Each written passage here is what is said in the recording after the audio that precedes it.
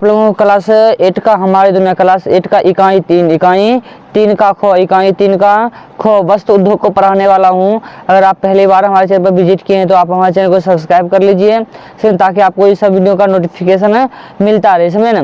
अब देखिए चैप्टर का नाम है वस्त्र उद्योग। क्या नाम है? वस्त्र उद्योग। अगर आप ये वीडियो देख रहे हैं तो सबसे पहले तो क्लास 8 का विज्ञान जो है चैप्टर 4 कपड़े तरह तरह के रेशे तरह तरह का, आप जाके वो वीडियो हमसे देख लीजिए, समझे ना। वो देख लीजिएगा तो ये बेहतरीन तरीके से समझ पाइएगा, समझे ना। अब देखिए वस्त्र उद्योग होता क्या है? सबसे पहले होता है क्या? फाइबर यानी तंतु। क्या होता है? तंतु, समझे ना। तो तंतु से क्या बनता है? रेशा, रेशा से धागा, धागा से क्या बनता है? कपड़ा बन जाता है, समझे ना। तो अब ये जो छोटी सी इकाई होती है, क्या थी? छोटी सी इकाई। आप अपनी शर्ट देखिएगा, क्या देखिएगा?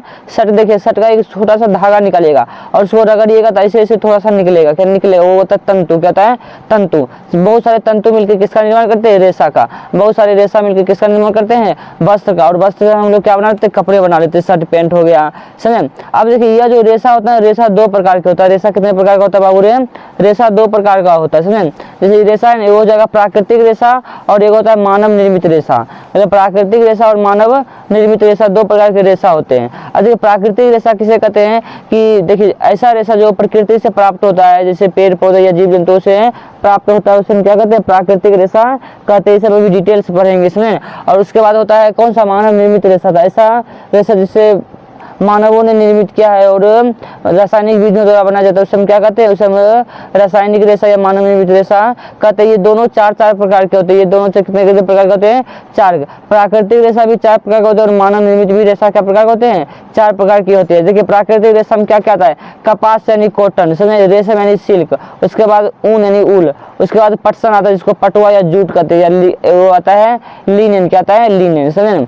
अब देखिए मानव निर्मित रेशा जो है ना, ये भी 4 प्रकार का होता है। कितने प्रकार? 4 प्रकार। नायलॉन, पॉलिस्टर, एक्रिलिक और रेयन। हम आपको बता दें जानकारी, इस फुल डिटेल में सारा इन सब का विशेषता, समझे। क्लास 8 का प्ले लिस्ट में जाइएगा, उसमें चैप्टर नंबर 4 होगा। चैप्टर नंबर 4 आएगा, कपड़े तरह तरह के रेशे तरह तरह के, जिसमें क्वेश्चन आंसर हम कराए हैं ना, उसमें उन सब का टोटल A to Z हमने सबको डिटेल से पढ़ा दिया है, समझे ना। तो आशा करता हूँ कि आप लोग ये देख लीजिएगा, समझे ना।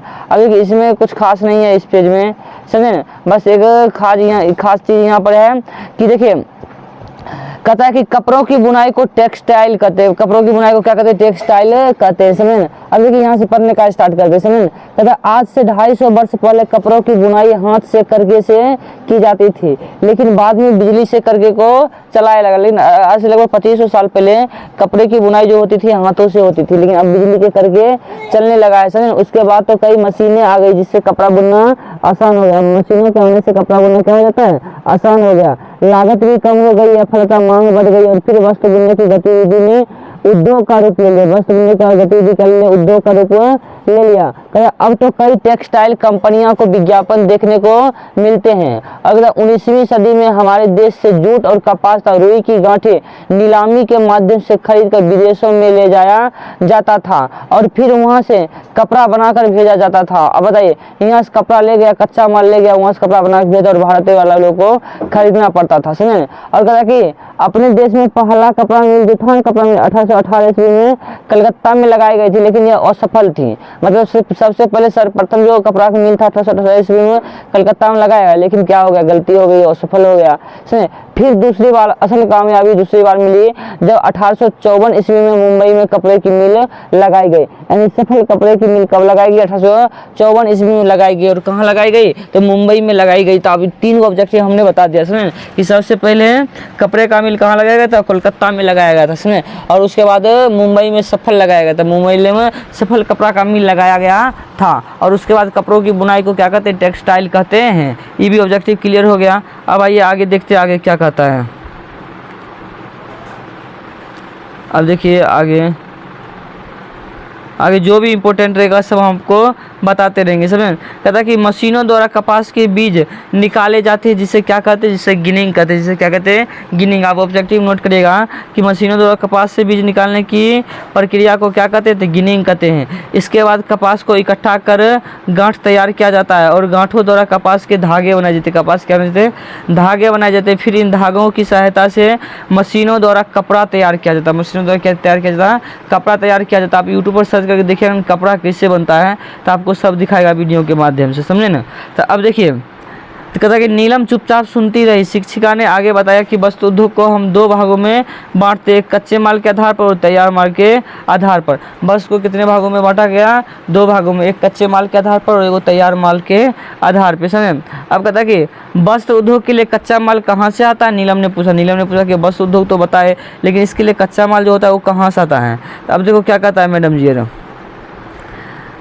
कहता कि देखो, रेशे वस्त्र उद्योग के कच्चे माल है। रेशा क्या वस्त्र उद्योग का कच्चा माल है?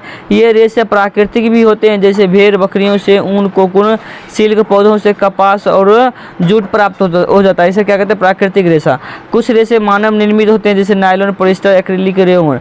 समझे ना? तो आप ये सब 4 अध्याय में जाकर देख लीजिएगा। समझे ना? सबको मैंने डिटेल से पढ़ाया। आप PDF भी बना चाहते हैं तो हमारे मोबाइल नंबर है 95 76 39 14 और 15। इस वाले नंबर पर आप सर्च करिएगा, 14 15 वाले नंबर पर, तो आपको वहाँ से व्हाट्सएप पर मिल जाएगा PDF। समझे ना? अब देखिए, कहता अब तक रेणु, संध्या, चंद्रा भी आ गई थी। सब शिक्षिका की बातों को ध्यान से सुन रही थी। चंद्रा बोली, मैडम हम लोग जो सूती कपड़े पहनते हैं वो कपास से ही बनते हैं ना? मतलब कि सूती कपड़ा हम लोग जो पहनते हैं वो किससे बनते हैं? कपास से ही बनते हैं ना? पूछ रही है। कहता कि हाँ बिल्कुल सही बात है, सूती वस्त्रों का उद्योग कपास के उत्पादन से जुड़ा है। मतलब कि सूती वस्त्र बनता है कपास से बनता है। कपास का उत्पादन गुजरात और महाराष्ट्र में खूब होता है। मतलब कि कपास का उत्पादन सबसे ज़्यादा कहाँ होता है? गुजरात और महाराष्ट्र में बहुत अधिक होता है, क्योंकि वहाँ की मिट्टी और आर्द्रता इसके उत्पादन के अनुकूल है। इसीलिए वहाँ सूती कपड़ों की बड़ी बड़ी मिलें लगी हैं, गुजरात और कहाँ पे? महाराष्ट्र में। कहता है सूती कपड़े बनाने में छोटे छोटे कुटीर उद्योग भी हैं, जैसे गया के मानपुर में बिजली एवं हाथों से चलने वाले हाथ करघों की सूती वस्त्रों का उत्पादन होता है। अब देखिए एक और बात समझिएगा। कहता सूती वस्त्र एक उद्योग एक स्वच्छंद उद्योग है। सूती वस्त्र एक क्या है? स्वतंत्र स्वच्छंद उद्योग है। अब कहता है कि ऊनी वस्त्र उद्योग जम्मू और कश्मीर, पंजाब, हरियाणा में बहुत है। मतलब ऊनी वस्त्र उद्योग जो है ना, जम्मू कश्मीर में, पंजाब में, हरियाणा में बहुत है ना मैडम? इस बार रेणु बोली। समझे ना? तो कहता कि हाँ तुम्हें कैसे मालूम है? तो अब देखिए कैसे मालूम है। कहता मुझे मेरे भैया ने बताया कि उन भेड़ बकरियों से मिलता है और इन राज्यों में पशुओं का पालन खूब किया जाता है और ये सभी प्राकृतिक उत्पाद है। क्या है? प्राकृतिक उत्पाद, प्राकृतिक रेशे के अंतर्गत आते हैं। बिल्कुल ठीक, मैडम ने रेणु की पीठ ठपठपाई। और आगे देखिए क्या कहता है आगे। और देखो, रेशम का धागा भी कीड़ों से प्राप्त होता है। रेशम का धागा किससे प्राप्त होता है? कीड़ों से प्राप्त होता है। ध्यान से सुनिएगा। और रेशम के कीड़ों को शहतूत के पेड़ों पर पाला जाता है। ये कीड़े एक प्रकार का रस शरीर से निकालकर और कोकून बनाते हैं। इसके शरीर से रस निकलता है, जिससे क्या बनता है? जिससे कोकून बनता है। क्या बनता है बाबू रे? कोकून बनता है। यही कोकून जो है बाद में रेशम के धागे तैयार होते हैं। कोकून से रेशम का धागा तैयार होता है।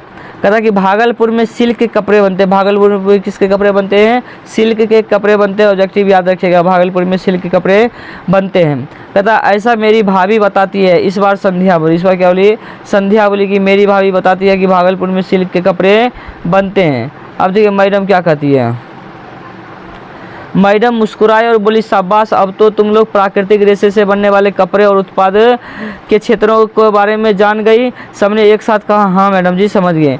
वस्त्र उद्योग तैयार माल के आधार पर भी स्थित होता है, जैसे सिले सिलाए रेडीमेड वस्त्र उद्योग। समझे ना? इसमें वस्त्रों को काटकर सिलकर तैयार करके बाजार में उपलब्ध करा दिया जाता है। और दिल्ली, मुंबई, कलकत्ता, लुधियाना ऐसे वस्त्र उद्योग बड़े पैमाने पर हैं। मतलब कि तैयार करके वस्त्र को जैसे सेट पर खरीदे नहीं पहनते, कोट हो गया, पैंट हो गया, तो कतर में खरीदे पहन लेते हैं, खरीद के पहन लेते हैं, तो उसे कहते हैं तैयार माल। समझे? कहता है कि कमीज और पैंट बनाने वाले कुछ महत्वपूर्ण brand Peter England, Raymond, Cotton Country, Levi's, Fab India इत्यादि हैं। कहता हाँ मैडम, ईद और पूजा के अवसरों पर कपड़ों की दुकानों पर सिले सिलाए कपड़े खूब मिलते हैं। मतलब कि पर्वों में, त्योहारों में बहुत मिलते हैं। अब देखिए मैडम कहता है कि वस्त्र उद्योग की स्थापना में कौन कौन सी चीज़ें जरूरी होती है। संध्या ने प्रश्न किया मैडम से। कहता है कि देखो संध्या, वस्त्र उद्योग की स्थापना के लिए कई कारक महत्वपूर्ण होते हैं। मैं श्याम पट पर कारकों को लिखकर बता देती हूँ ताकि तुम्हारे अन्य साथी भी इन्हें जान सके। यह कहकर उन्होंने पट पर लिखा। देखिए वस्त्र उद्योग के स्थापना के सहायक कारण, यह आएगा आपका दीर्घ उत्तरीय क्वेश्चन में। समझे? 5 नंबर का आता है, तो आप बने रहिएगा। समझे ना? देखिए 7 वो है कारक, 7 कारक को बढ़िया से देख लेते हैं। पहला है कच्चे माल की उपलब्धता। क्या कच्चे माल की उपलब्धता, समझे। कहिएगा वस्त्र उद्योग हेतु कच्चे माल की उपलब्धता महत्वपूर्ण कारक है। समुद्री हवाओं और नमी के कारण गुजरात महाराष्ट्र में अच्छी गुणवत्ता के कपास कच्चे माल के रूप में उपलब्ध होती है। गुजरात की काली मिट्टी कपास के उत्पादन के लिए क्या है, काफ़ी उर्वर है। आप यहाँ तक लिख दीजिएगा दीर्घ में, समझ, ज़्यादा लिखेंगे है, आगे आप समझ लीजिए। उनसे बनने वाले कंबल, स्वेटर आदि गर्म कपड़े पंजाब कश्मीर में ज़्यादा उपलब्ध हैं, क्योंकि इन क्षेत्रों में भारी संख्या में ऐसे जानवर पाए जाते हैं जहाँ पर ठंड वाले भेड़ बकरी पाया जाएगा, उनका कपड़ा बिनेगा, मतलब कि गर्म कपड़ा मिलेगा, समझे। कच्चे माल की सुविधा बहुत ज़्यादा होगी। अब कहता है परिवहन की सुविधा। किसकी सुविधा, परिवहन की सुविधा। अब कहिएगा वस्त्रों से संबंधित उत्पादन क्षेत्र निर्यात व आयात करने के लिए मुंबई, कलकत्ता, सौराष्ट्र और कोयम्बटूर तमिलनाडु में है इत्यादि बंदरगाहों पर सड़क, रेल मार्गों व वायु मार्गों से नज़दीक अवस्थित हैं। इससे क्या कहते हैं, कच्चे व तैयार माल जो है संपूर्ण देश में पहुंचाया जाता है, पूरा देश में पहुंचाया जाता है। साथ ही यूरोपीय देशों से आधुनिक मशीन भी आयात करने की सुविधा है। यूरोपीय देशों से क्या है, आधुनिक मशीन भी सुविधा करने की आज़ादी है, कर सकते हैं आप, सुविधा है। अब देखिए जलवायु। कहता कि वस्त्र उद्योग के लिए नम जलवायु आवश्यक है। जलवायु नम नहीं रहने पर कपास के रेशे से निर्मित धागे टूटने लगते हैं। किसके कारण, जलवायु के कारण। कहता इस अवस्था में धातु पर गांठ पड़ जाएगी तथा कपड़े की बनावट जो है ना, बुनावट वो अच्छी और मजबूत नहीं हो पाएगी। ऐसी जलवायु के अभाव में कृत्रिम रूप से आदि जलवायु उपलब्ध कराई जानी भी चाहिए। अब आइए आगे देखते हैं आगे क्या कहता है। अब अगला देखेंगे, समझे ना। देखिए अब आगे आएगा, क्या नंबर आएगा, 4 नंबर। क्या नंबर आएगा बाबू रे, 4 नंबर आएगा। अब देखिए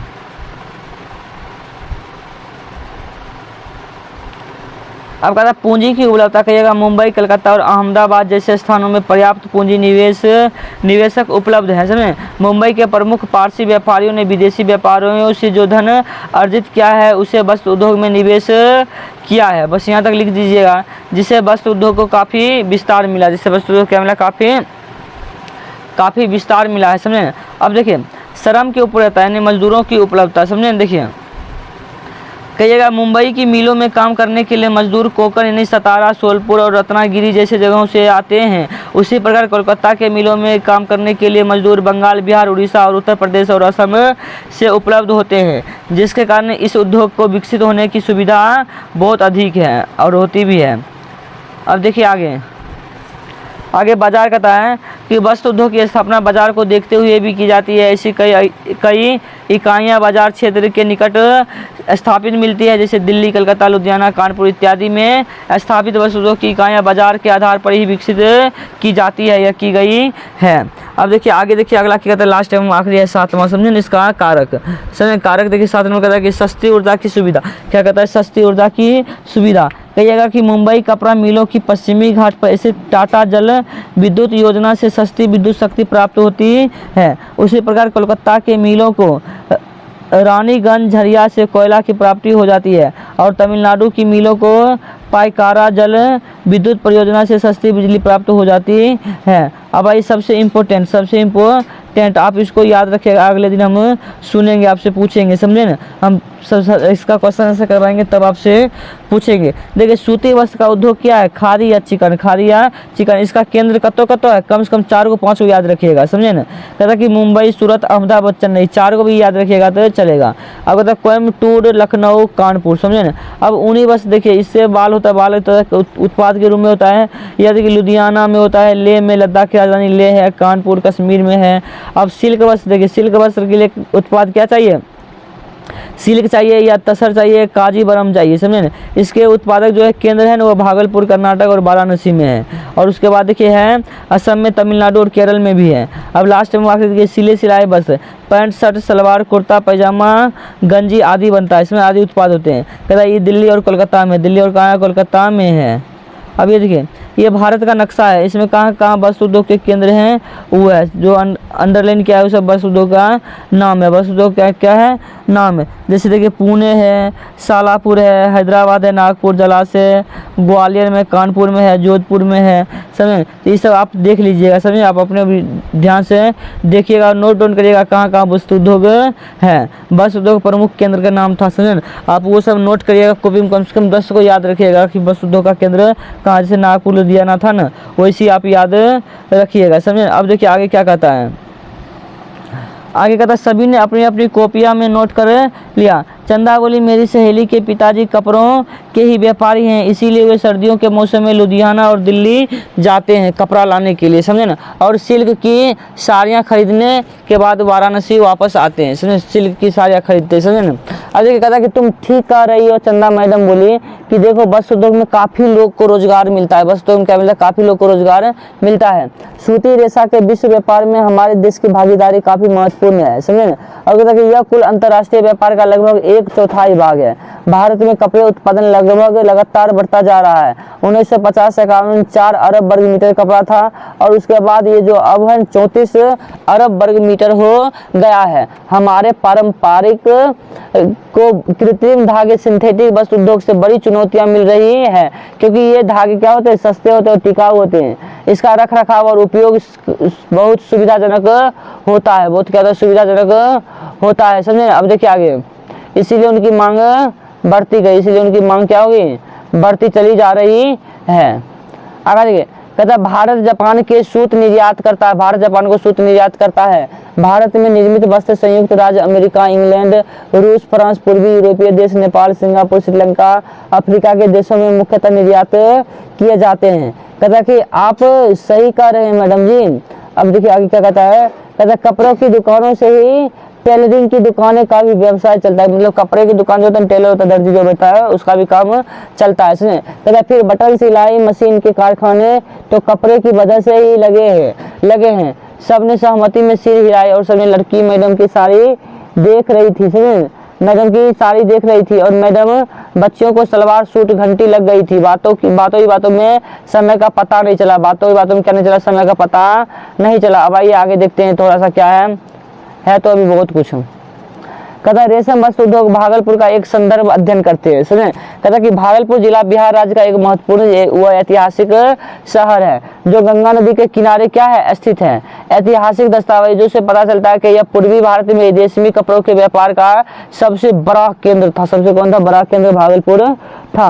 कहता आज भी रेशमी वस्त्र बुनना यहाँ एक पारंपरिक व्यवसाय है। यहाँ पर उत्पादित वस्त्रों की मांग न केवल स्थानीय एवं राष्ट्रीय बाजारों में है बल्कि विदेशी बाजारों में भी है। कहता कि यह कर्नाटक के पश्चात भारत का दूसरा सबसे बड़ा रेशम वस्त्र उत्पादक केंद्र है। कौन सा, भागलपुर। कहता यहाँ उत्पादित रेशमी वस्त्रों को भागलपुरी सिल्क भी कहा जाता है। क्या कहता है, भागलपुरी सिल्क भी कहा जाता है। अब आइए कहता है कि भागलपुर में प्राय तसर सिल्क का उत्पादन होता है जो रेशमी वस्त्र का एक प्रकार है। तसर वस्त्र उत्पादन रेशमी वस्त्र का क्या एक प्रकार है।